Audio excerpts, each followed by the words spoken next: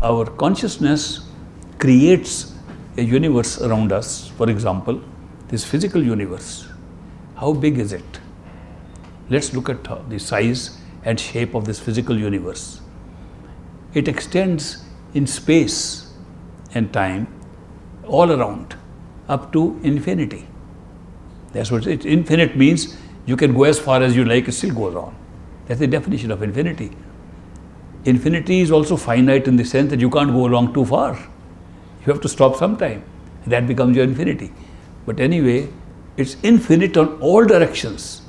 If you make something which is equally distant in all directions, it becomes like a big globe. It becomes like a ball because equal distance on all sides. This universe is like a big ball of space in which everything, all the universes have been placed. The astral plane, inner plane, which I am talking about, also is a bigger ball, more space in that. Then in this one is more than infinite space. Now what we can't mathematically understand what is more than infinite, but it is more than infinite. So that big space is sitting on top of this one. Then the causal plane is still bigger, and because of its infinite size, it's also a big globe. Here are three globes sitting there, one physical, one astral, one causal, bigger, and they overlap. When these are the only three worlds of existence today, no other world. When these three worlds, three are overlapping, they create two overlap positions, they look like fish. Supposing you put two globes together and they can fit in, that middle portion will look exactly like a fish. These two fishes explain the whole of reality of this creation. And he fed the knowledge of this to his disciples, 5,000, 50,000 disciples, and they think just because he used the word fish, he might have caught that animal from a water. What is the role of these fishes? The role of these two overlaps is that you can, at a certain point, have an experience of this physical world and the astral world at the same time, if you are in that overlap. When we die, where do we go? We go in the overlap.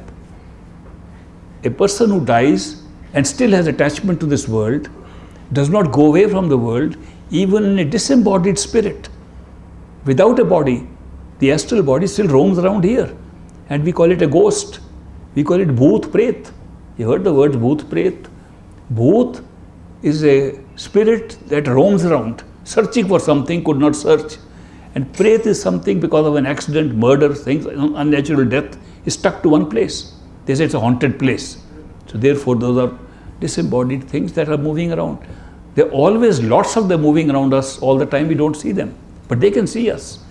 This takes place in the overlap. So overlap is also a huge area where the existence is, where you can be in contact with this world and also the next world. It's only when you cross over from the overlap into the pure astral region that you really remember all your old lives, and you can know that you were there more than you were ever here. Here you are still connected to the world, although you are in a spirit form, in a ghost form. So that's the first overlap. The second overlap has been described as a tunnel going from the astral to the causal plane. So in the tunnel, it's a crooked tunnel. Crooked in the sense it's a separate region. That's second overlap is almost a separate region where the soul can have access in the middle to both regions, astral and causal. Only in the middle. When you are lower than that, you are only in the astral. Higher than that, you are only in the causal. In the middle of the crooked tunnel, it's called Banknal in Indian literature. That Banknal, situated right between the two, is the second overlap. So these overlaps provide us information of going from one to the other and seeing how each is being sustained by the other. The link is continuously there. Also, the Shabad I was talking to you about, the sound current that takes us in, reverberates and connects through these overlaps and through these tunnels right to the top of our true home. If you listen to that sound, it looks like ordinary sound. That's a sound with a pull. It throws you off your feet when it becomes strong. That sound is continuously connected or changes its form. Continuously connected right to our home. What is that sound that comes through these overlaps and comes, therefore is connected continuously That is actually the sound of our own consciousness. It's the only thing that manifests without any creation. Otherwise, our awareness, when we say we are aware of what? If there's nothing to be aware of, are we still aware of something? Supposing everything is taken away from us, do we still have some awareness of what? Awareness of itself, which manifests as that resonance which we call the sound. So therefore we have an identity of our own without just being a conscious entity. Because consciousness, the definition means you have to be conscious of something. Otherwise, how can you be conscious? Then you are unconscious if there's nothing to be conscious of. And yet consciousness subsists on its own. And this connection of consciousness from our true home to this place, to any place, even dream state, it creates the sensation of a self. When you say, this is myself, how do you know it is yourself? We are operating from your body. This is myself. I had an experience, I separated from my body, and that was myself. Body was not myself. I saw myself separate. What was that self? It goes into a form which has no form. It is still myself. The self is coming because of that sound current going through the overlaps right up to here. It's a total connection right from there to here. There was a Chinese philosopher, Fa Hin. Fa Hin had a dream. In the dream, he felt he was a butterfly. And he was flitting around as a butterfly with his wings flapping, looking at the flowers. The flowers were so unusual, so bright. Color was coming out of it, lights were coming out of the flowers. He had never seen such flowers in this world. And he knew this is more real than he had ever seen anything. And yet he was a butterfly. When he woke up, he wondered, am I really Fa Hin, who had a dream that he was a butterfly? Or am I a butterfly? Having a dream, I am the philosopher Fa Hin now. How do I determine this? When his friends told him, Fa Hin, don't worry. That was a dream, you saw a butterfly in a dream. He said, no, I never saw a butterfly. I was the butterfly. What made this self of the philosopher be the same self, even the form completely changed into a butterfly? The self never goes away. The only thing that will remain with you forever will be your notion you are a self. And that self is coming from this sound current, from a true home, and through all these passages, including the overlaps. That sustains yourself. There's no break ever.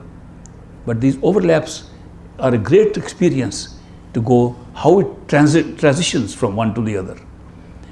These are wonderful experiences. In meditation, you will see how you transit from one to the other and you pass through these two overlaps where you can experience both sides. And it's very useful. It's very useful for us to have, for example, ideas. Where are ideas coming from? You know, we sit, artist is drawing, painting. He doesn't know where it's coming from. It's coming from the overlap. A poet is writing poetry, so I don't know, somehow it comes to me. It's not somehow coming from him, it's coming from there, it's there already. All ideas, all inspiration is coming from there. You go back and see it. Concepts are coming from a higher place. Concept is different from an idea. A French philosopher once came to interview me on this. He only wanted to know the difference between concept and idea. They were very intellectual people. And he was not concerned with more of the spiritual experiences. He said, tell me the birth, where does the birth of concept take place? Where does the birth of an idea take place? And what's the difference between the two? So I said, I gave a very practical example. I borrowed a little bit of this idea from Socrates, from Greek philosopher. I didn't tell him I borrowed, but tried to just show off that Socrates says that the world of ideas is more real than this world. He gives an example in his discussions. He says, look at the idea of a chair, simple idea. Idea of a chair comes first. You can't make a chair without the idea. No chair can be made without the idea of a chair. An idea of a chair is one idea. You have made millions of chairs of different kinds. One idea. There are not more ideas. We can make millions of chairs of different kinds with one idea of a chair. What was the idea of a chair? A chair was something to sit like this, a raised position. Where did the concept come that you need to sit? The concept came from the causal plane, from the mind. So concepts arise first, and the concepts become ideas. Ideas become material realities here. And it's all operating automatically. And to check it out, go and see how they're translating. The beauty is that consciousness or Atma does not necessarily manifest in living form that we are accustomed to. We think we are human beings, we are living. Insects are living, trees are living. Why? Because they grow. Wherever there is metabolic activity going on, it's a living thing. That's the definition. Life is just defined something that grows. If something doesn't grow, the table is not living because it's not growing. A tree is living because it's growing. It has a soul, this doesn't have a soul. So the living things we are thinking have to be in the form of things that we can see. But we don't see that a soul can also be a color. Soul can also be a triangle. Soul can also be a concept. These forms and colors and concepts are bodies for the souls. They live in that state, and they are the creators of all the forms that we can see here. The primary forms are right there of everything. How can you describe these things? You can go and see them, how it's operating. You can see the whole apparatus of creation right there, all in these three worlds. But the explanation is very difficult to explain how they become alive. Anything can become alive. Alive means having a soul, having some kind of consciousness. Actually, there is two kinds of consciousness, active and passive consciousness. Active consciousness is where you feel you are awake, you are aware, you can act upon it. We are all conscious people sitting right here. The passive consciousness is where an experience comes to active consciousness and would not come if you were not conscious, such as this table. This table would not come into being if our consciousness does not operate to pick it up. Therefore, it's participating in consciousness, but not the way like we are operating. Everything has consciousness, passive or active, everything ever created at every level. And to go and watch how it is only the game of one thing, one substance called consciousness, that the ability to be aware, which is consciousness, is creating the whole show at all stages. And that's a remarkable experience. You go through these different stages, go through the overlaps. Very interesting. Very, very interesting. It's so joyful, you won't know what to do. People get crazy. You have to hold back your being crazy. If I speak everything, they'll put me in a madhouse. They say, this guy's gone crazy, what is he talking about? Put him in. So I am using a little diplomacy and saying things which are acceptable at any level. Otherwise, it's too much. The experiences inside are too much. We used to have some people in our dera where people just got crazy. And there was one tall man, we called him Mastana. Mastana means intoxicated, crazy. And he would try to talk. How the language is so different, that we are so used to using verbal language, and it is one language we learn here, and we think that is language. Whereas language means something totally different at the astral plane, at the very first plane. Language means communication. Language means you think of something, the other person can understand it, which we call telepathy here. Did you know, if you have a telepathic experience, I don't know how many of you had, but some of you have had, that you think of something, somebody far away has got the same knowledge. Did you know, if you have a telepathic experience in your mind, in Hindi, the other fellow knows nothing of Hindi, he'll understand it in his language. Something translates it. It's an astral experience. The astral experience is the transfer of what your thoughts are going on, which are expressing through language. And they are picked up as thoughts and translated automatically to whatever you understand. So we go from here into these inner stages And we think that things are just like what is happening here. Things are so different because this is not the language that we speak there. That language, you think anything other person understands, is normal language. We still try to speak when we first go into these experiences, because we, although it is more real than this place, we are so used to living in this place, we picked up the habits of this place, we think they will apply there also. But they don't. Except in the overlap, they do. So these are the two overlaps that I talk of sometimes, and it came from because of the speech, that figurative speech that Jesus Christ made, that there are knowledge of two fish he gave to 50,000 people, and these are the two fish which you can see inside. It becomes, if you put two globes together, it looks exactly like a fish. That's he just used a kind of a figurative speech, but you can experience it. Difficulty is we don't go inside and check these things out. We keep on discussing outside, and the outside language is not the appropriate vehicle for discussion.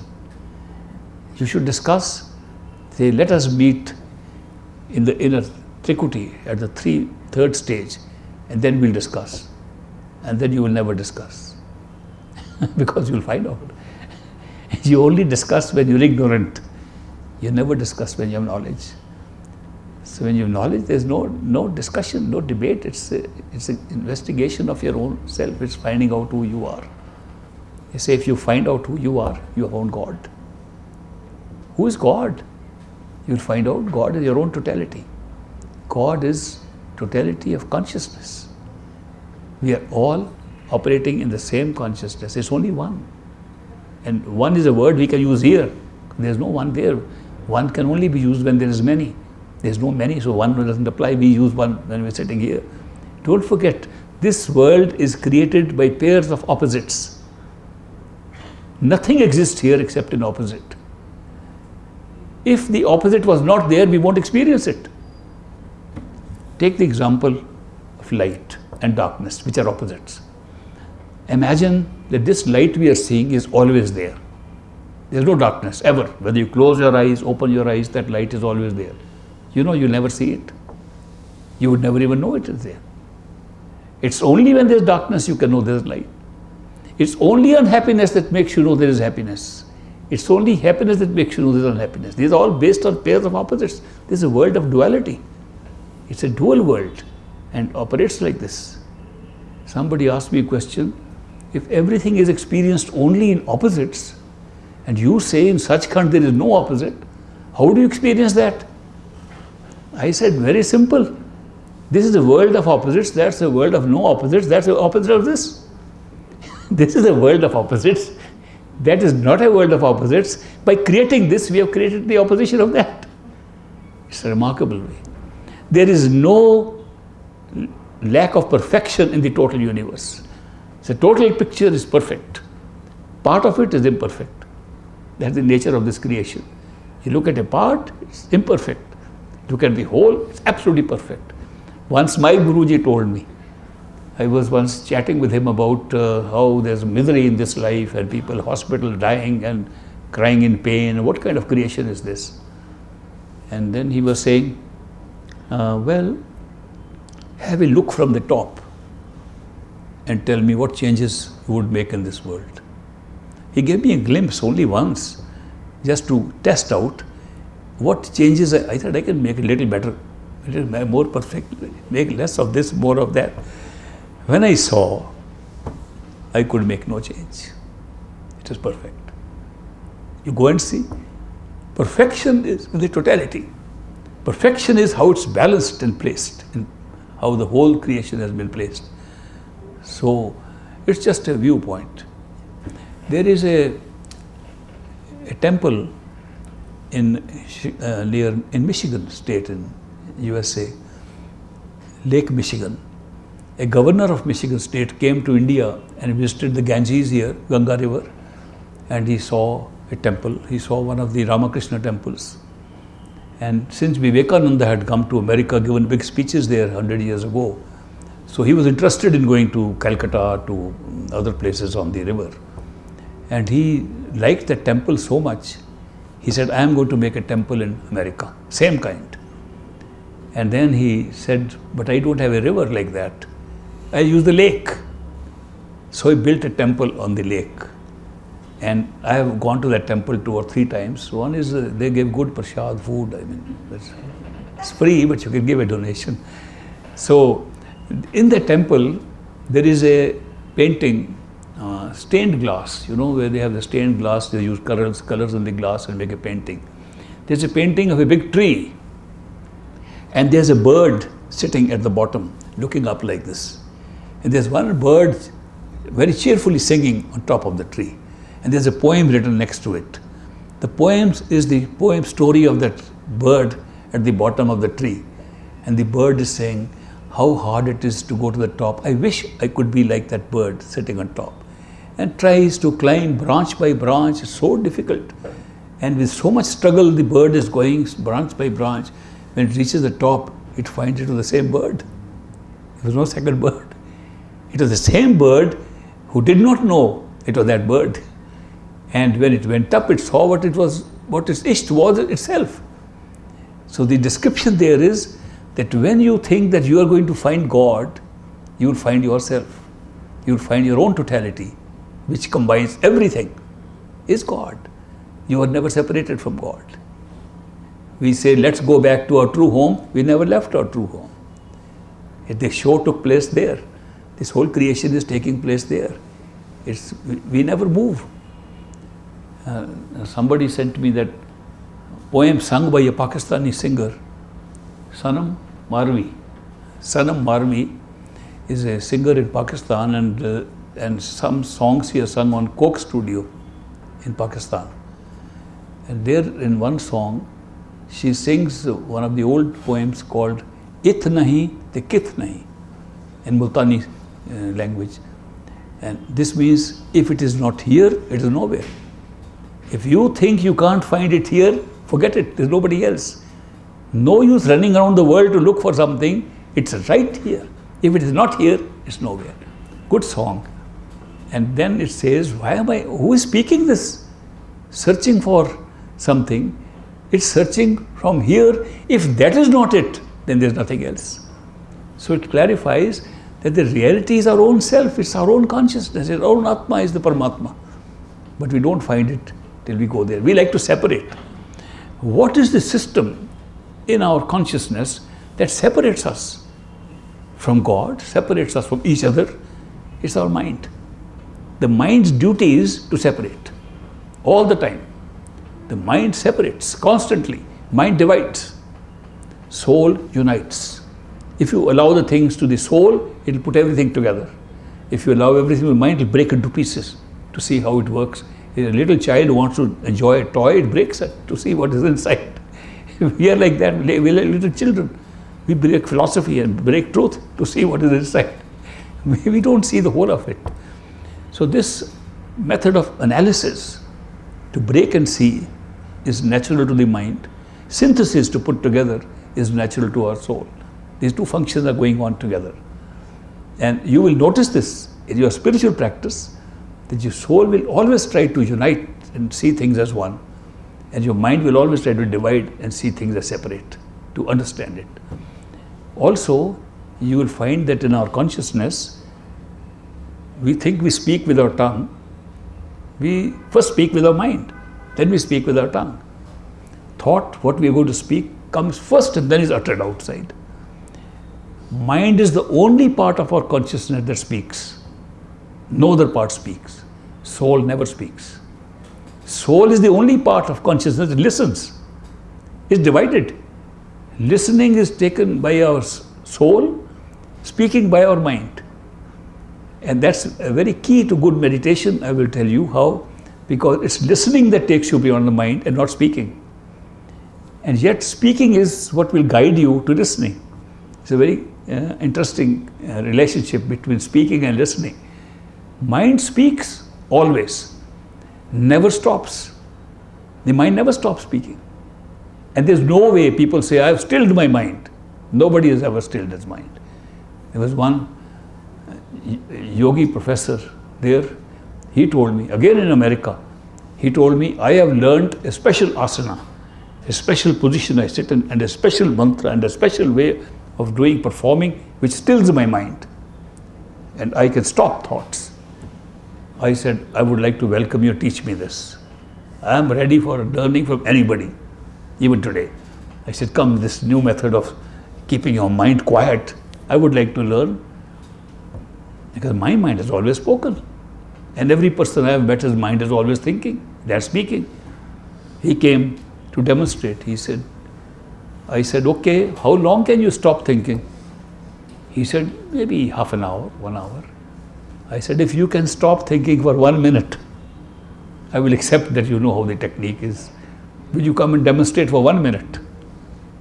He said, all right. So I looked at my watch to clock 60 seconds. And he sat down and put in his posture, crossed his legs and did all kinds of things, whatever, and he was ready. I said, when you are ready, I will clap my hand like this. That means time to stop thinking. After 1 minute, 60 seconds, I'll clap again. Then you can start thinking. Then we will examine what happens to consciousness when you don't think. Because I have not come across this feature at all. So I would like to know what happens to consciousness in the head in a wakeful state. If you can stop the mind from thinking, there must be something happening. He said, yes, I'll demonstrate it. So he sat down and I looked at the watch and I clapped. I kept looking at my watch while he was in his own sadhana. He was doing some sadhana, some kind. After 60 seconds, I clapped again and he started thinking. I said, I have a few questions to ask you now about the 60 seconds. And don't make up an answer. Answer truthfully. Tell me exactly what happened in your head, in your consciousness when you were not thinking. That's what I want to learn. I said, when I clapped, how did you know it's time to stop thinking? How could you know? I said, think, remember what happened. He said, yes, when you clapped, I said, this is the time to stop thinking. I said, that's a thought. You had this thought spoken in your head. This is the time to stop thinking. He said, but that was only a few seconds. I said, okay, let's take 3 seconds away. Now we'll examine the remaining 57 seconds. How did you know that when I clap again, you'll be able to start thinking again? Don't make up this answer. Say from your memory. It just happened. Oh yes, I now remember. After saying, now time to stop thinking, I did say in my head, and I will not start thinking again till he claps again. Another thought. It's a speech going on in your head. In a 5-minute interview, I told him he was thinking all the time. He said, oh my God, I was thinking more in the 60 seconds than ever before. I said, then what happened? How did you think that you stopped thinking? The reason was the mind does not think in one channel. The mind can stop thinking in one channel, be a commentator on that and another channel. Mind can pick up as many as 8 channels to think. Yogis have seen that. The Dalai Lama came from Tibet. I happened to be the Deputy Commissioner of Dharamsala to house him, and we began to discuss meditation. And this was one of the questions that we discussed about the nature of the mind's thinking process. And there, he was the one man who told me that he has been able to discover the finer voice of the mind, even when the lower voice is squashed. That even when people are saying their mantra, their simran, they're repeating words, another voice is going on saying inside, yes, this is too slow, this is too fast, which is not part of what they are doing. The mind can take up several channels of thoughts. It never stops. I have not seen a single case where somebody could say, I stopped thinking. I say, if you stop thinking, you'll be dead right there. Thinking is the heartbeat of the mind. As heart stops, you die. You stop thinking, you die. Mind dies, body dies, astral body dies. So thinking is the lifeblood of the mind. It thinks continuously, day and night. Whether you are sleeping or awake, the thinking goes on. And the thoughts, they create the whole layer through which you exercise free will, through which you examine things, through which you pass judgments, in which you feel jealous, in which you feel high, in which you feel emotional. That stream is always going on, creating these things. Emotions are created by thoughts. And if you have no thought, there are no emotions at all. And we are so overpowered by emotions of different kinds. Some are emotions we just can't help, like jealousy, anger. Look at the way people say we just can't control anger. And there, some people are practicing.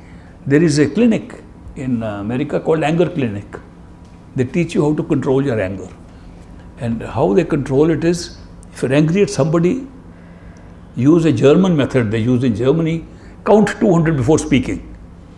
By that time the anger is supposed to dissipate and you're not supposed to be angry. But during the count, you wait and see. That goes on inside. Anger is not in the words. Anger is what makes your consciousness, your attention scatter like this. Have you ever noticed when you get angry, there's something happening, scattering you? So these things that we can't control and we think but they go away through meditation. You go above the mind, they all disappear. You'll never get angry if you go above the mind. You will have to try to be angry if your role requires it. It's such a thing. So there are so many things which we feel out of control, and we find that they are all the products of our thoughts, products of our mind. Thinking is the main function of the mind. It does other functions also. It interprets sense perceptions, for example. Now, most people don't know this. Supposing there's a glass of water here, and I am going to drink it. Did my eyes know it is glass? Did my eyes know it is water? Not at all. Eyes have no judgment of this kind. The mind told me. That's a glass, the water inside, drink it. If the mind does not interpret sense perceptions are vague and don't act. So that's one of the functions of the mind, to interpret your senses. Do you know, to interpret the senses, the mind is talking in us. You can't see a glass unless the mind tells you there's a glass. Think of it, look at it. It's so rapid that we ignore these things. That to get any perception, to see anything, touch anything, do anything, the mind tells you what's happening. Mind is a continuous speaker and speaks in so many different channels, and which in fact is a help also. Because when we use words, a mantra or a simran or a chant, when we use a chant to control the mind, then we are able to make the mind tied up with the chant, tied up with those words, and the soul can listen. That's how concentration takes place.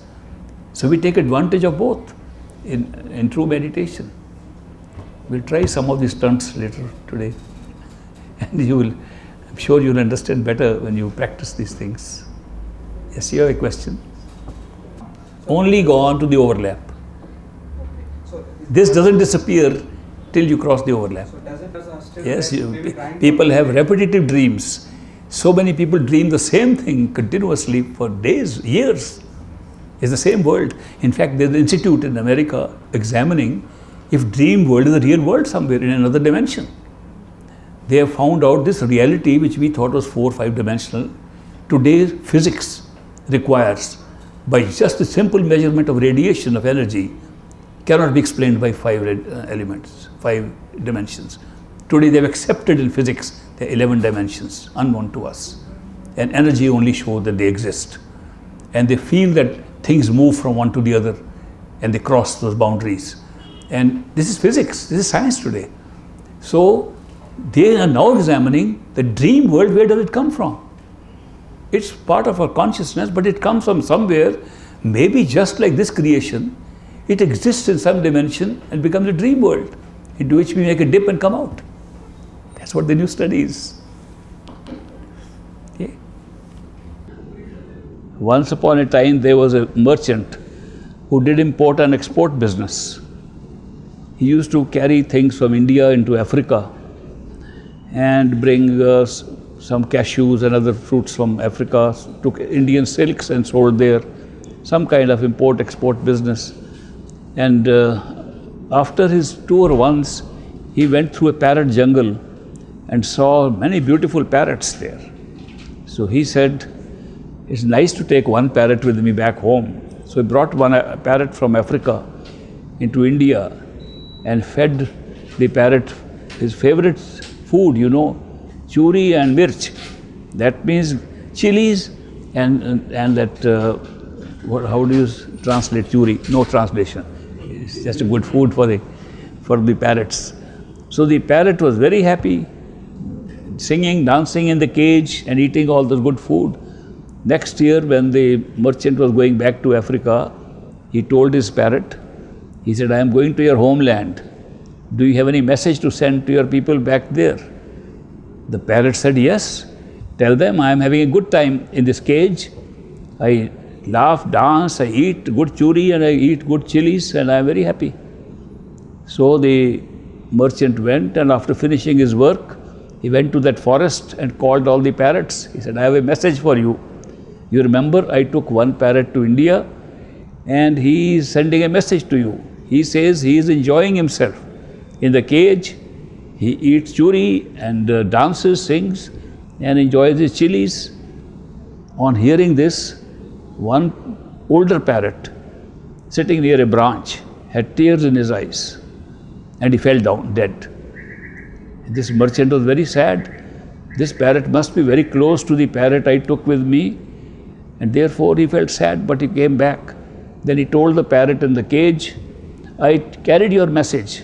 I told those parrots that you were enjoying your life in the cage and you were singing, dancing, eating churi and chilies. But hearing this, one older parrot had tears in his eyes and he fell down dead.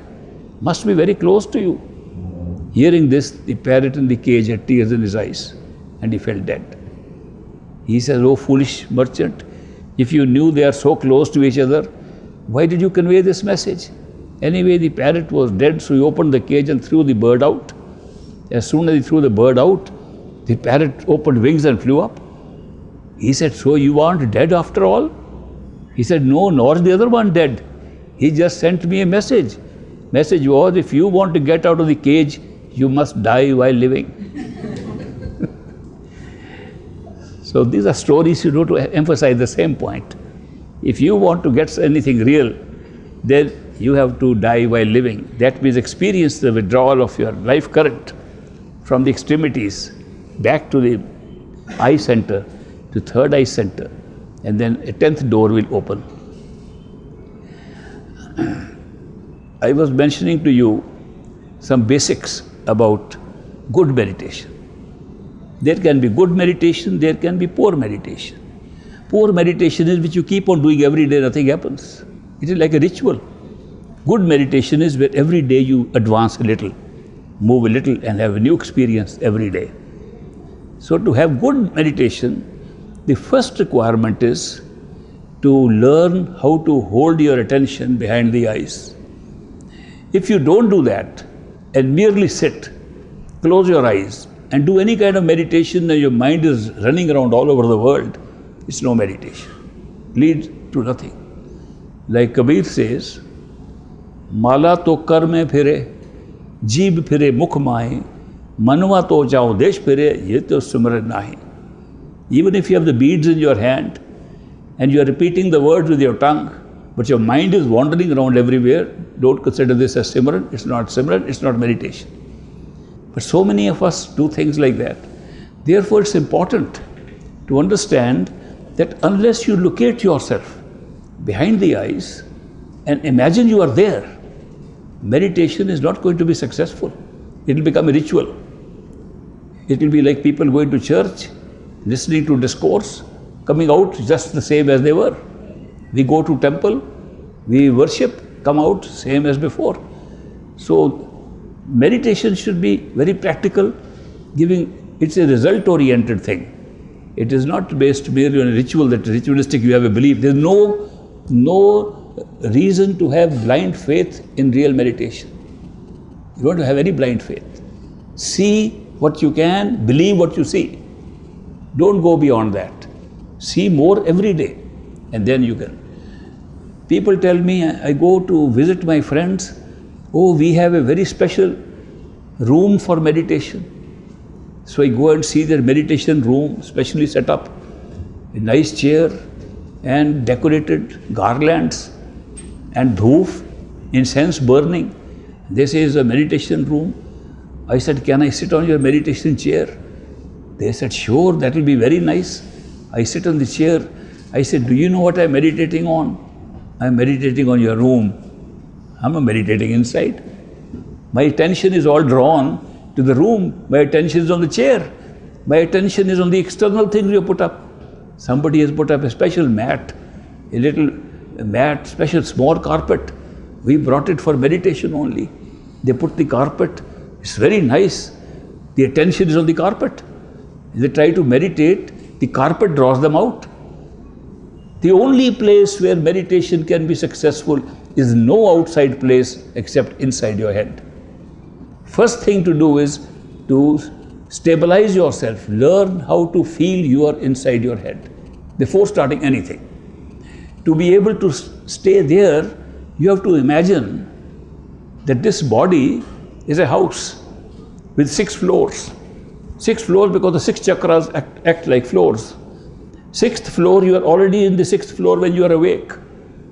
You are already in the eye center, and all you have to do is close your eyes, in the beginning only, close your eyes and feel that you are in this room in which there is a head on top, there is a throat below, the ears on both sides and eyes in front. You don't have to put a strain on you. It is not something that you have to strain with the eyes to see. These eyes have nothing to do with it. What you will see inside has nothing to do with these physical eyes. You will see so much with inner eyes, not with these eyes. Those eyes are located inside these eyes, not in the area of these eyes.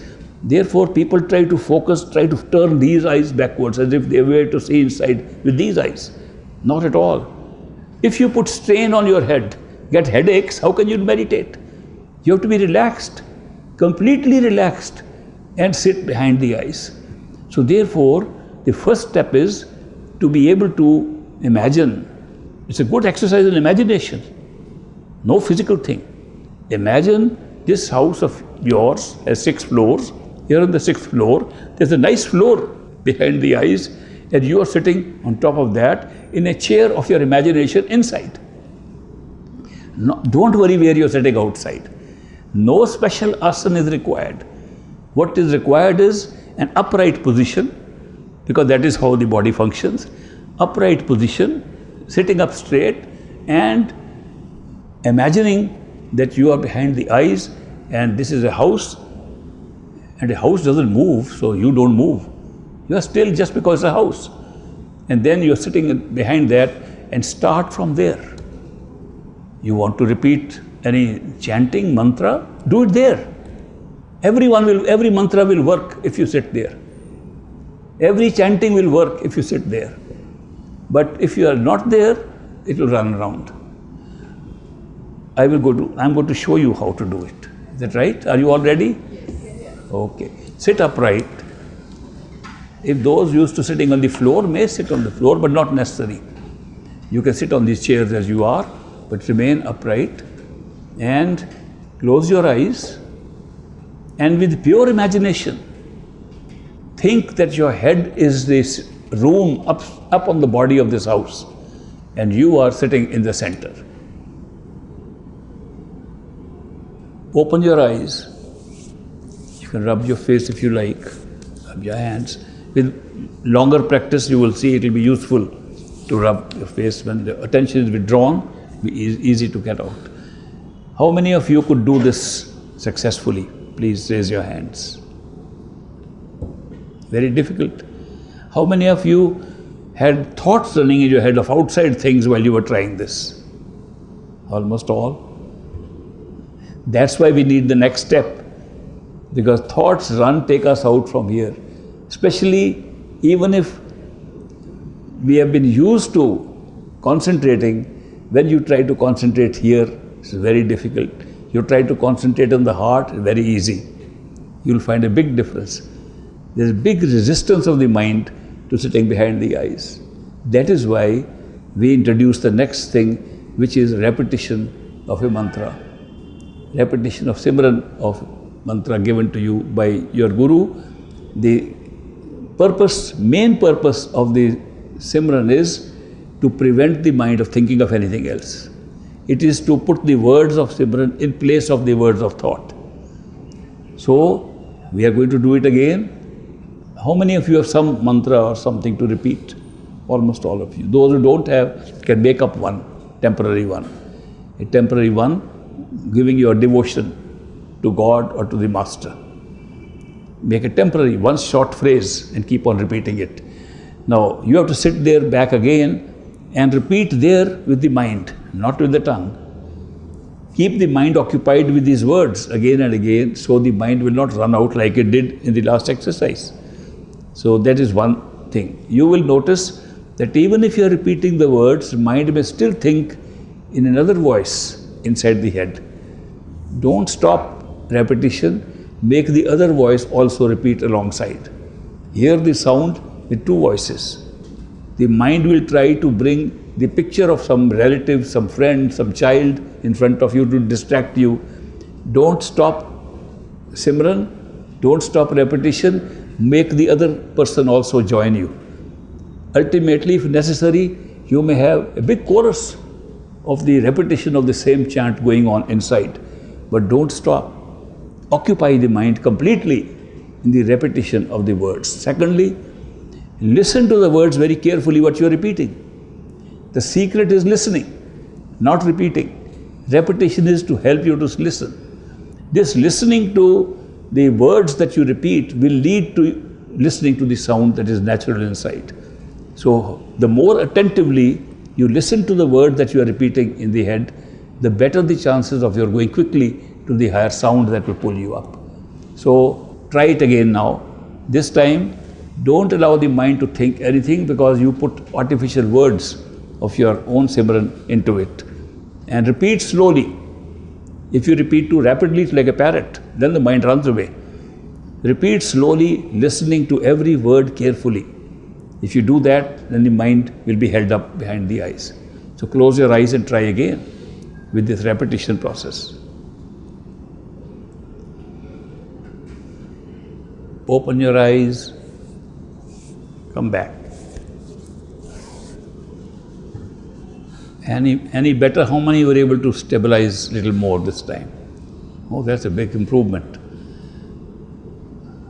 This practice is imaginary. To use imagination, because imagination is not as imaginary as we think. Where does imagination come from? From the astral plane. From that first fish, all imagination comes from there. Therefore, when we use imagination, we are using a talent that already exists in us. Imagination helps us to disassociate ourselves from this body and reveal the imagining body, which is the astral body inside. Now, I want to go a step further, two more steps. One, when we are trying to do this exercise, the continuity of this body being our body goes on. So it's very difficult sometimes to feel that we are there when we think the whole of us is there? Is this part of us there? Do we have to make a picture of us over there? No, if you make a picture, that is not the right way. The one looking at the picture is you. That's behind. So, want it to be a little more practical, that you have to be yourself there, the one who is looking at things. That is yourself. We'll do a little exercise, physical exercise with the astral body. How about that? That will help us to understand more. Now, we'll do some sitting and standing exercises inside, not in the physical body. That will remain where it is. And when I say you stand up inside. And sit down, you sit down. Then you will find out that body is separate from this one. It's an independent body of yours that is functioning. And although you are imagining it, but don't imagine you are seeing it. Imagine you are doing it. Okay, let's do this, then I'll do one more exercise which will help you even more. Okay, close your eyes and go back into the meditation chamber, which is top of your head, behind the eyes. Open your eyes. Welcome back. How many of you could this exercise, sit up and stand up? That's good progress already. So you see, that's not this body. What you're doing it with your imaginative body is not this body, that is the astral body. There's no other astral body you might be thinking. The same body can fly and go anywhere and see the whole universe. Would you like to fly? Now you like to fly a little in the sky? Let's do that. Okay, now close your eyes, go back and look around, open your eyes. How many of you could fly? Very good, I am so happy. This imaginary flying, it looks imaginary because only a small part of your attention was there. Bulk of attention was still in this body. With longer meditation, when you withdraw your attention, that will become more real than this body. It looks imaginary now, it will be more real than this body, and you'll be able to fly anywhere you like. And you'll see, you can fly at very high speeds, and you can see the whole of creation. All the physical creation and the astral creation can be accessed by flying through meditation. Secret is to start from there and not from anywhere outside. So very briefly I've told you that the whole thing is possible through the power of imagination, which we use just to fix the attention. Why we are imagining? Because whatever we imagine, wherever we imagine, our attention goes there. By doing this, we are putting our attention there. You forgot other things when you were doing this. If you notice, you forgot where your feet and hands were. You forgot how this body was sitting. These are very short sessions I'm having with you, few minutes. If we have half an hour, 45-minute session, which I normally would have in a meditation workshop, you would see the advantage of this knowledge of what is inside. I'll do one more experiment with you to show the power of the sense perceptions in the astral body. And that requires that you go back into that chamber of yours behind the eyes. And this time, imagine you are sitting on a chair and you have a little side table with you. On the side table, there is a vase with flowers. Your favorite flowers are there. Then there is a drink there in a cup. And then there's a little plate of a snack, whatever snack you like. So those are lying on the side table. And I will tell you one by one what to do with them. Okay? All right. Close your eyes. Go back to your meditation chamber behind the eyes. Sit comfortably. Open your eyes. Welcome back. How many of you could see flowers? How many saw flowers you had never seen before? Very good. How many of you saw flowers change colors while you were watching them? Very good. How many of you enjoyed the drink? Good. How many of you enjoyed the snack? How many of you still have the taste of the snack in your mouth? Very good. Now, how can imagination do this? The idea of this exercise was to show you all the sense perceptions are fully integrated into the astral body, not into this. It's the overlap of the astral with the physical that gives us taste and all these perceptions, sense perceptions in the physical body. When you leave this body, you can see, you can touch, taste, smell, eat. Everything is the same, much sharper than here. And that is revealed by a simple exercise like that. Therefore, you know what is the astral body. Astral body is merely your sense perceptions put together like a body. And that's what creates it. And whenever you will have flights in your meditation, you will have all these senses very sharp. The clarity will be great. Everything will be perceived much more clearly than in the physical body. And all this is lying inside us. So I am not proceeding further with the other exercise with the mind. Just one exercise I'll do. And that is because we think the mind and the Atma is the same thing. We all feel because I am thinking, that is me. That's not me. It is not the self that thinks. The self empowers the mind to think. Instead of saying I think, you should say my mind thinks. Because it's the mind that thinks, not you. You give the power make the mind alive. It can think. When you start saying, I think, you become the mind. When you become the mind, all the problems of the mind that come here, attachment, distress, pain, ignorance, everything is yours. When you detach yourself from the mind, and no, mind is merely a machine installed in consciousness. You are the empowerment for the mind, and therefore the mind functions independently like a computer. You don't become the computer, but here we become the computer by thinking we are the mind. So to know that you are not the mind is a very big step in meditation. And if you can experience that the mind is a machine working, you are controlling it, you can give any direction to the mind, it will work. Today the mind is giving us directions. Mind thinks and tells us what to do. What have we done to ourselves? That such a nice, naturally installed computer in us telling us what to do instead of our using the computer. We should be using the mind, telling the mind what to think, telling the mind what to do. Instead of that, we wait for the mind to think and tell us what to do. And that's causing all the problems. Just reverse this role, that you take control and tell the mind, the thinking mind, what to think. The whole life will change with one step. But to know that you are not the mind requires a little observation inside. Let us try that. Go back to your meditation chamber and allow the mind to think randomly. Whatever it wants to think, just listen to it. Mind will speak, you don't stop it, let it say whatever it likes. You listen and see what it says, if allowed to go its own way. Sit in your comfortable chair and you can hear the mind speaking in thoughts. Let the thoughts come, you just listen, don't interfere. Open your eyes, welcome back.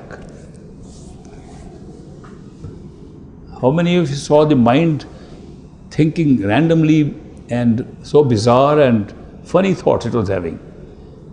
Very good, that's normal. This is what the mind is, from whom we take directions for our life instead of using it to tell it what to do. Now we have to reverse this role and take control. Learn how to give instructions to the mind. There's a story told of Aladdin. You know, there's an old story of Aladdin. He found a lamp and he rubbed the lamp and a big genie appeared. A powerful genie, frightening. First Aladdin was frightened. But then the genie said, Master, I am your slave. Command what I should do. And Aladdin said, okay, go and make a house there. He'll be busy for a while. In a few minutes, that jinn made the house and came back. Master, house is ready. What else shall I do? Okay, make a bridge on that river. He gave big jobs. In minutes, the jinn would complete the work and come back. Ultimately, he said, do what you like. He was out of commands. Then the jinn began to say, now you come with me. I'll do this, I'll do that. And instead of jinn being the slave, Aladdin became the slave and jinn became the master. One day, a friend of his came. He said, Aladdin, you used to be such a happy person. What has happened to you? He said, I found this jinn in a bottle, and instead of being my slave, he's become my master because he works so quickly. He does things so quickly that I can't give any command. He's giving me commands now what to do. He said, I'll tell you a way to get over this problem. The problem is, next time the jinn says what to do, tell him bring a long pole from the forest, put up a tree and bring a pole into the room. Then he brings it, say, now dig it into the middle of the room. When he digs it, he said, now jinn, you go up and down this pole till I give you the next command. So keep him up and down on the pole. When you need to use him, tell him do this. When he comes back, go and up and down on the pole. This example is giving, we are Aladdin, our mind is that big jinn, does things so fast. We have become its slave. It is telling us what to do. Now if we do Simran, that is the jinn going up and down on the pole. We keep the mind busy, up and down till we need to think something else. We think, do our work, put it back on up and down. So that's how they indicate in the story, take control over the mind. If you take control over the mind, half the battle is won because mind is coming in the way of your success in meditation. Nothing else comes in your way except your own mind. Nothing outside. The people blame things outside, but the real obstacle is only our own mind and its thoughts. Continuously thinking and telling us what to do based on those thoughts, creating fear. The mind's function of creating doubt is amazing. It can create doubt on anything. You are certain about something, think 10 minutes more. I have experimented with people. Are you certain? Yes. Now think 10 times more, 10 minutes more. Now I am not so sure. This is the kind of mind we have. So the mind creates doubt in everything. It can create doubt anywhere. And once it creates doubt, next step is fear. Every time you have doubt, the next step is to have fear. That's why we are afraid in life. Insecure, afraid. Why? Study the causes of your fear and your doubts. It's the mind. That you are listening to the mind. The moment you switch back and tell the mind to do things, certainty comes back into your life. Meditation is one thing I found that removes all fear, removes all doubts. Because knowledge is based on the certainty of what you have seen. It's not based on hearsay. It's not somebody else is enlightened and you want to be enlightened. You be enlightened. The enlightenment consists of knowing who you are, that you are not your mind, that you are the power that makes mind alive, that makes your body alive, that makes your senses function, that makes the whole world come into being. That is your soul. Your soul creates the entire experience.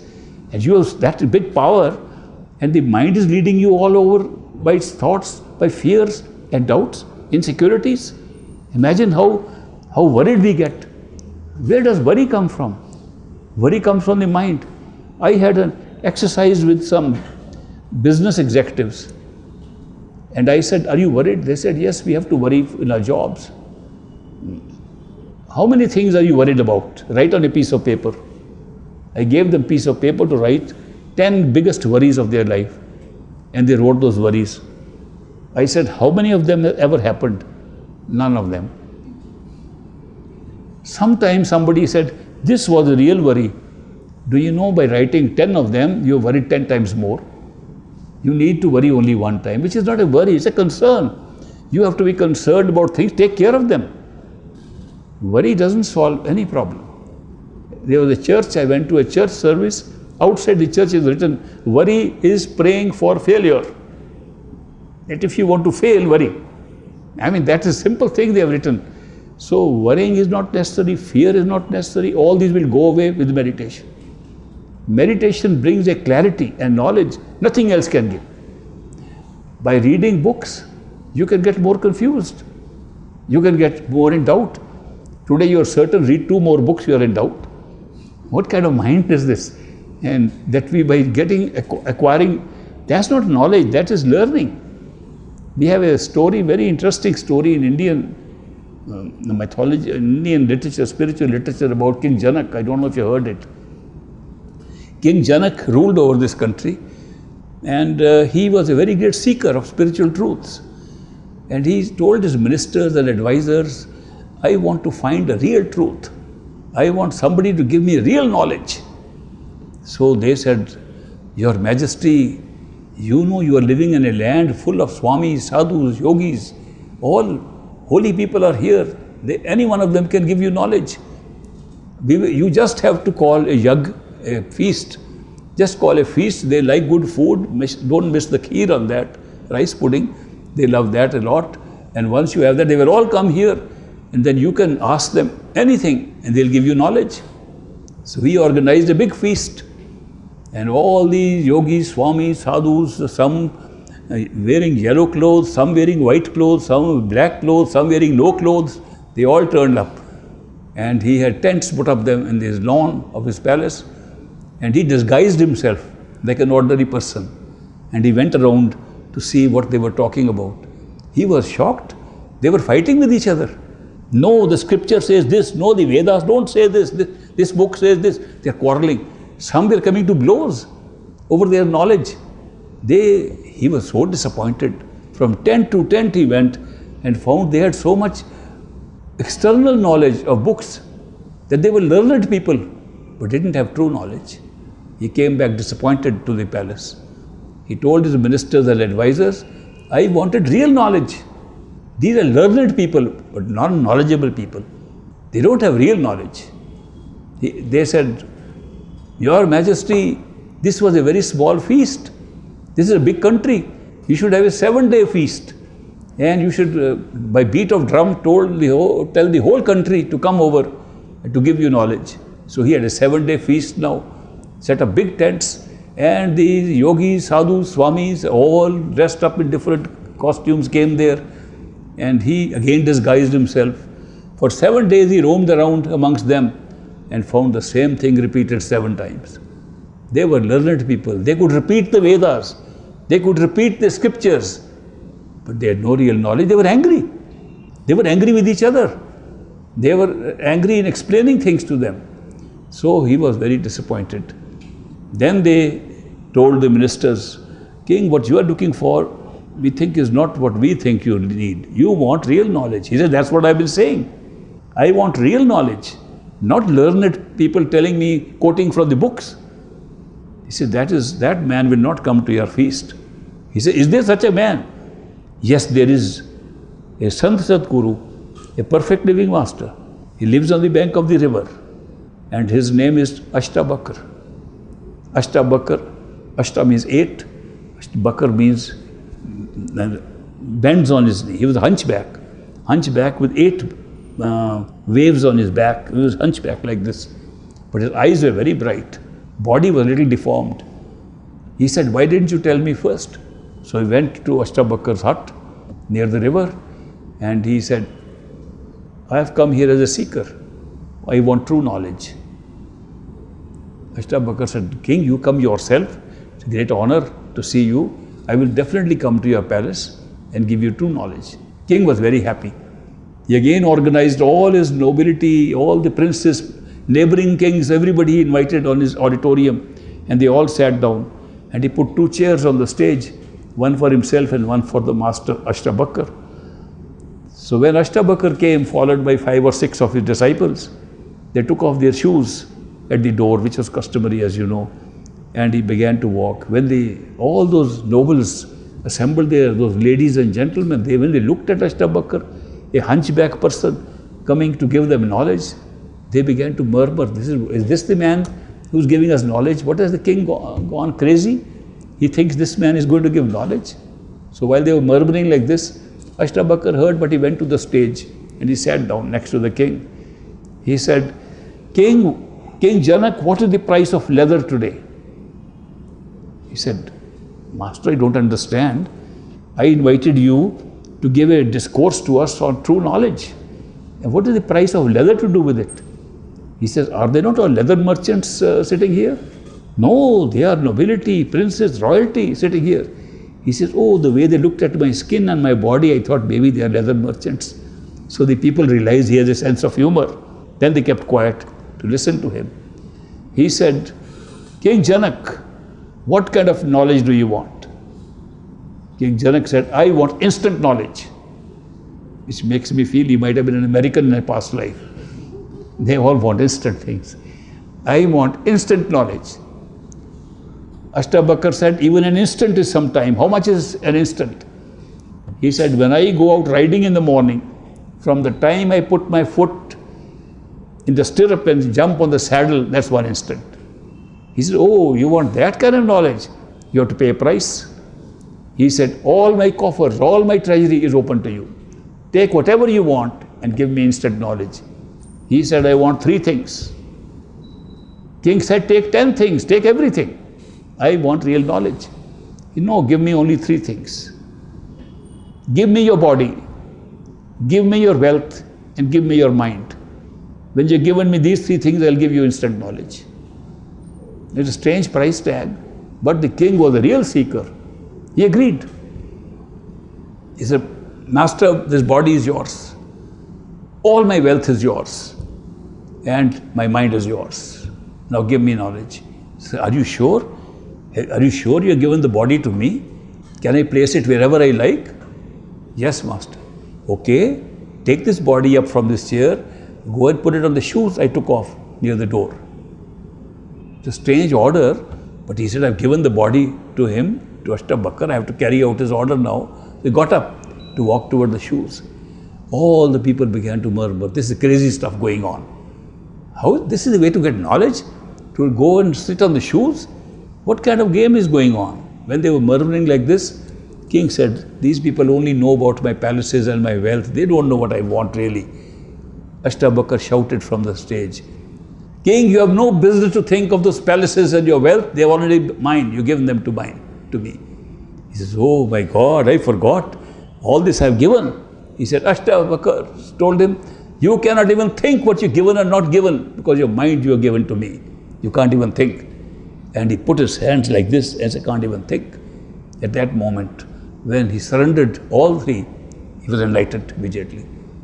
And the Ashtabakar said, come back to the stage, don't have to sit on the shoes. And he came back and he said, now sit on this chair and tell me, did you get this knowledge in an instant? He said, yes, I got in less than an instant. Do you have any questions? No questions. I got the knowledge. There's no doubt in it. It's certainty. Okay, this was just a glimpse of the truth lying inside you. Now if you do meditation regularly for 20 years, you'll get it again. So the point was that when these masters want to give you a glimpse, they give you straight away. They give you a glimpse so that you know there is something. And then they make you work to go through the process of the mind.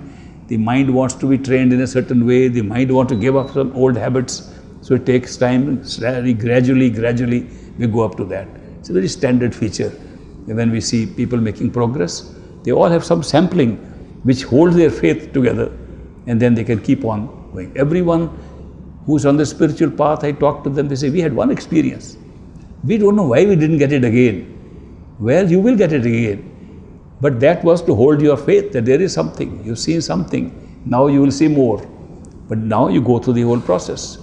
So these stories are told to show us how if we control our mind, if we know we are not the mind, these are just covers upon ourselves. These are three bodies that are covering us, and we can uncover the bodies, we will be able to get enlightenment straight away. Mind comes in the way. Mind creates doubt. Mind creates fear. Mind creates all kinds of explanations. Mind creates excuses. You can sit with some friends, play cards, crack jokes, sitting in the same position for 2 hours, never get tired. Sit in meditation for 15 minutes, legs are tired, the same bones are tired, the whole body. What is this?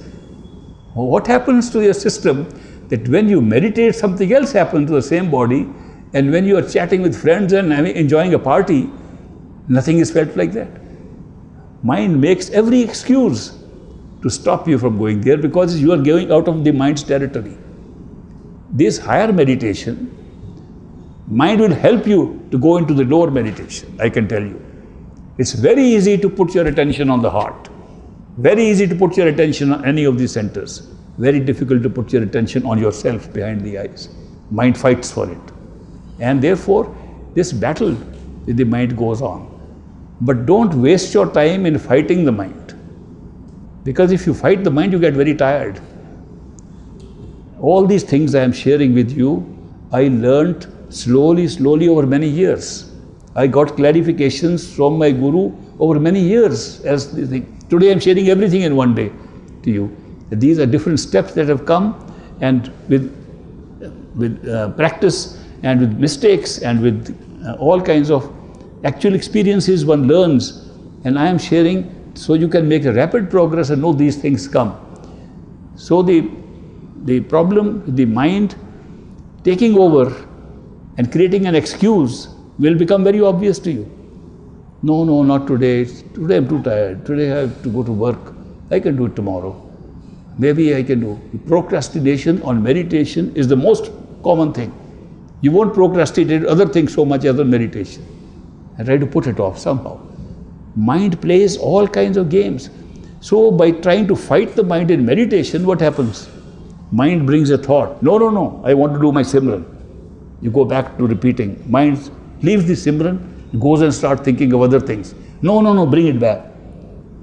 Again and again you're fighting and saying, I'm winning the battle. You are winning the battle and losing the war. Why? Mind keeps you in battle. What have you got? This is a very common problem. That we think that fighting the mind inside is going to help us.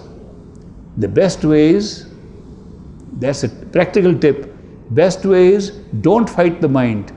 Tell the mind, you think what you like, I am doing my work. Ignore the mind.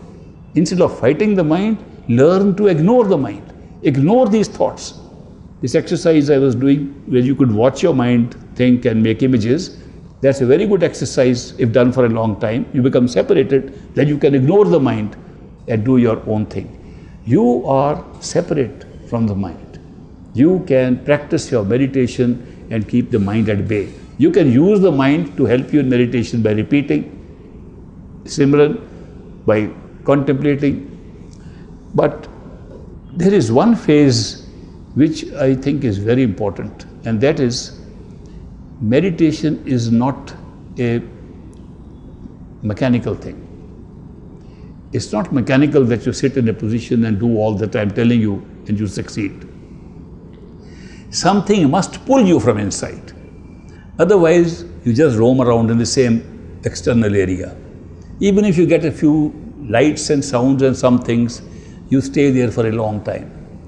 People have got Naam initiated 40 years, 50 years, and just sitting where they were.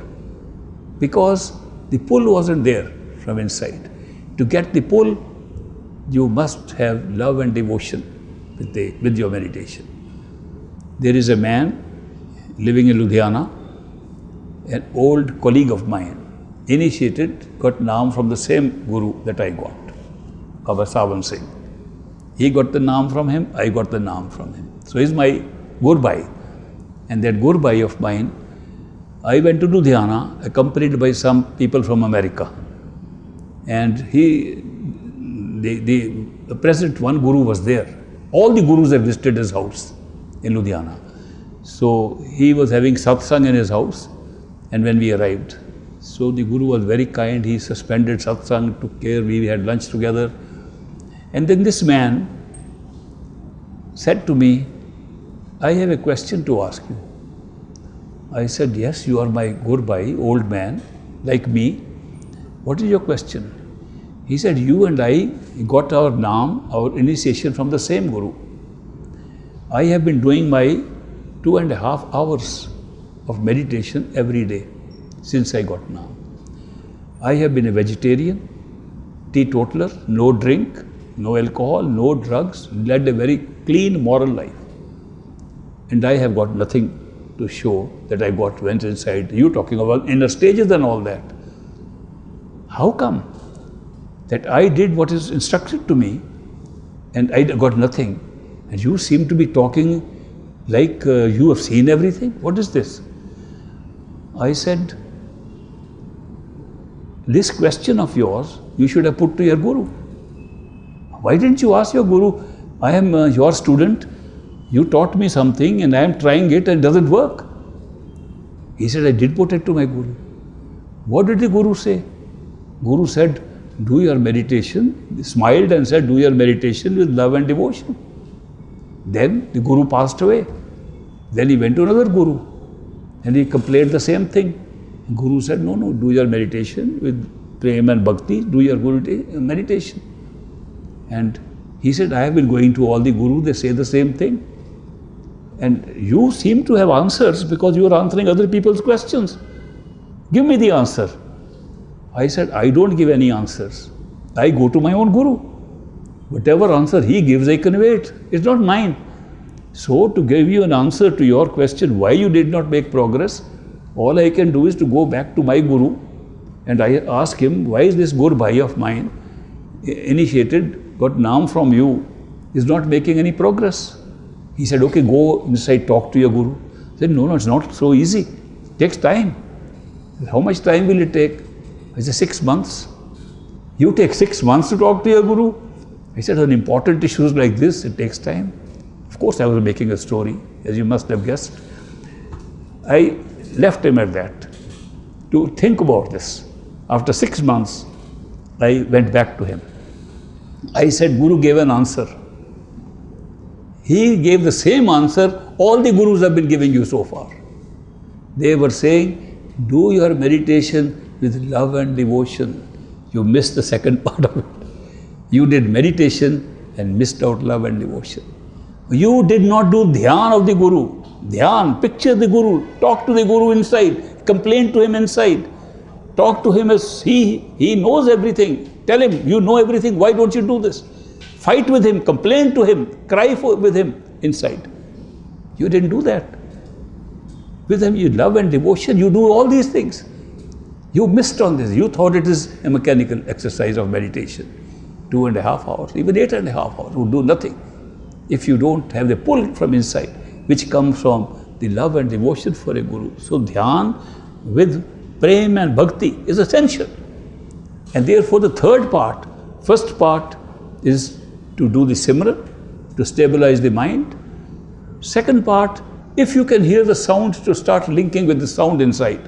If it doesn't come, go back to the simran.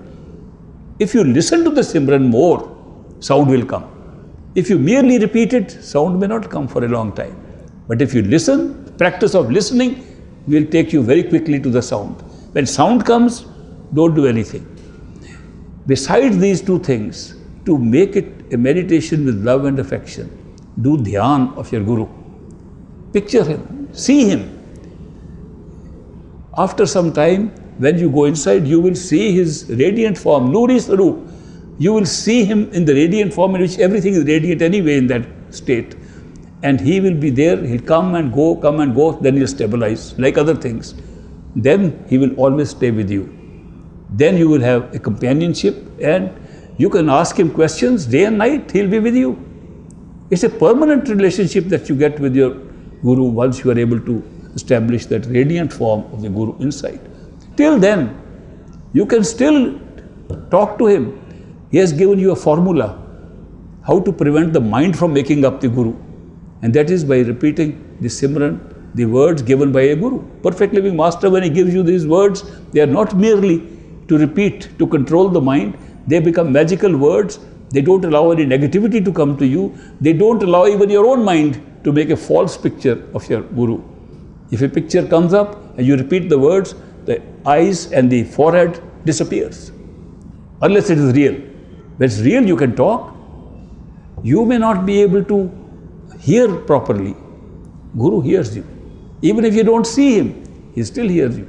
So meditation without this prem bhakti, without love devotion, doesn't work the same. You need that pull. And that is why, how many of you have a Guru in your life now? Others are looking for one. I hope you will find one also. Those who have one, now try this meditation by going back there and expressing your bhakti and complaint to the Guru inside. See his face inside. Will you do it now? Close your eyes. Go back. This time, real meditation. Use your simran to stabilize the mind, not think anything else. Do dhyan. And if a sound comes, listen to the sound. If it becomes weak, go back to dhyan and simran again. Open your eyes. Welcome back.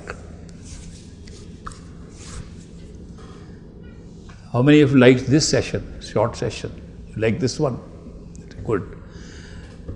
I have shared these things with you so that you know some basics about how meditation succeeds. Otherwise, we make it a ritual and we do it like going to temple day every Sunday, church every Tuesday, Sunday. It's just like that. That is not the purpose of this kind of. Sant Mat does not consist of this. It contains of practical experience on a daily basis. Experience that will take place inside and outside. You will see the miracles outside, you will see the experiences inside. And they will increase. More you meditate, more they will increase.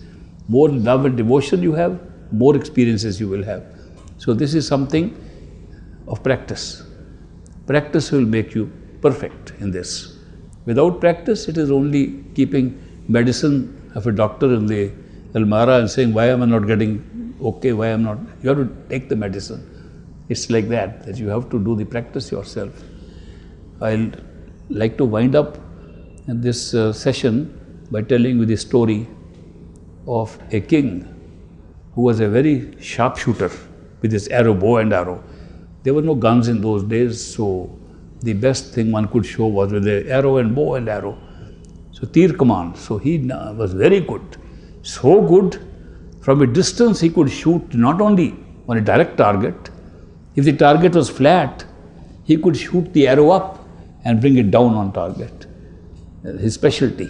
One day he was coming back to the palace from a hunt or something, and he saw his wife, the queen, standing on the balcony of the palace. She was wearing one of those this diamond earpiece, which hangs in front on the forehead. And it was glistening in the sun. And he said, I am going to give my wife a surprise today. So he shot his arrow up there. It went down and just took it down. It was so soft, wife didn't even notice something had happened. So proudly he goes up to the palace and says, my dear, where is that ornament you are wearing on the head? She says, oh, must have fallen somewhere. No, look there, my arrow is in that. I threw my arrow with my skill and got the diamond, and this diamond ornament down, you didn't even know. And she said, well, what's a big deal? By practice you can do anything. He was horrified. Instead of appreciating such a great skill, she's saying, oh, with practice you can do anything. He was so angry, like kings used to get angry in those days. He said, banish this woman.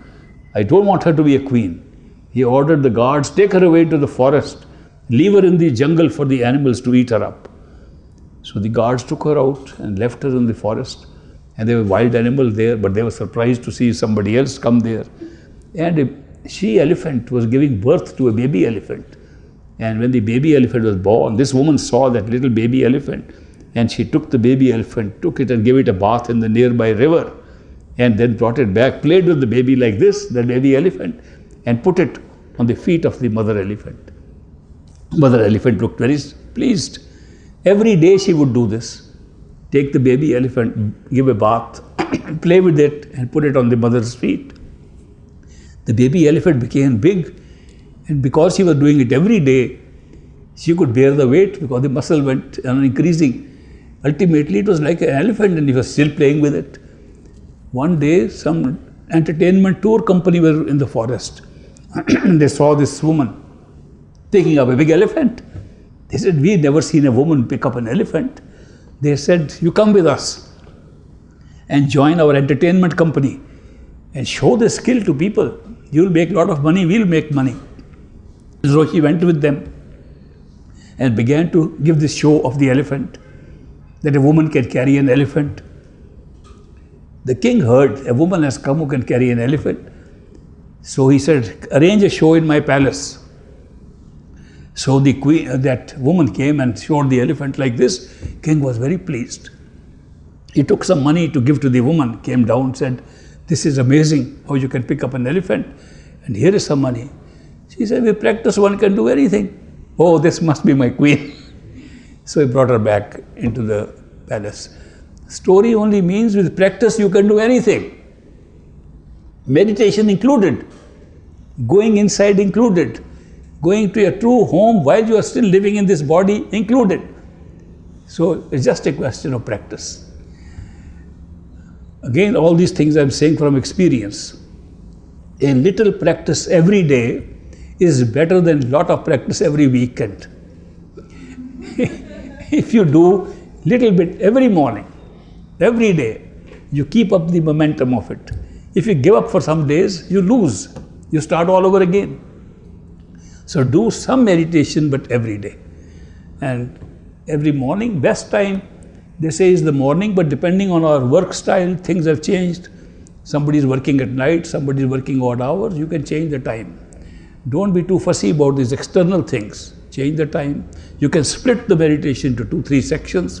Do a little bit in the morning, little bit in the evening, somewhat in the night. It's good to do a little meditation before going to sleep, because then you meditate automatically all through the night. It becomes a habit. If you put the mind to a habit of repetition of Simran, It's a very useful thing in wakeful meditation. All these are tips I am sharing with you, and I hope they'll work for you. And those who are still waiting to get on the initiation, that will be a great thing when that happens. Tomorrow morning I'll talk to you what initiation is, what getting a naam from a perfect living master means, and what it does to our life. I'll take up this subject tomorrow morning, if you remind me. Okay? They will remind me. And those who have given their names for personal interview, I'll meet them now. Others will have a tea break. And you can have a tea break. I'll try to get a cup of tea while I'm meeting people. And then we'll see you tomorrow morning. Thank you very much for coming and joining me.